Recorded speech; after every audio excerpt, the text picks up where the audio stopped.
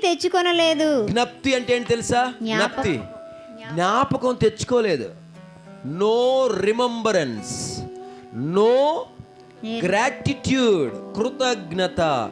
ఎవరికి కృతజ్ఞత ఉంటుంది? గుర్తున్నవాడికి కృతజ్ఞత ఉంటుంది. గతం గుర్తున్నవాడికి కృతజ్ఞత ఉంటుంది. వీళ్ళకి గతం గుర్తులేదు. ఇప్పుడు మీరు ఆలోచించండి దేవుని పిల్లలారా, నా మాటలు వినండి. వీళ్ళకి కంటిన్యూస్ చదువునానా? ఐగుప్తీయులు త్రాగలేకుండా నైలు నది కాలువలను దారి ప్రవాహ జలములను ఆయన రక్తముగా మార్చెను. ఎవరి కోసం? వాళ్ళకు బుద్ధి రావాలని. వీళ్ళకి ఏం చేశాడంటే దేవుడు, వీళ్ళ నీళ్ళన్నిటిని రక్తంగా మార్చాడు. మనం ధ్యానం చేసావా? నైలు నది ఏమైపోయింది? రక్తంగా మారి. నైలు నది రక్తంగా ఎవరి కోసం? వీళ్ళ కోసమే. ఇది మేలు కదా?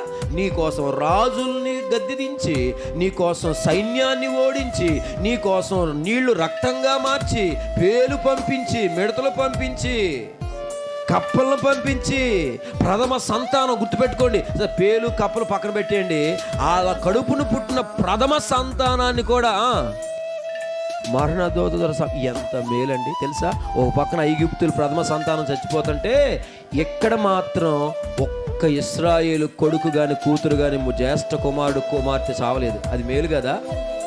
మీకు అర్థమవుతుందని నేను చెప్తుంది. మరి మేలుకు అలవాటు పడిన వీళ్ళకి ఆయన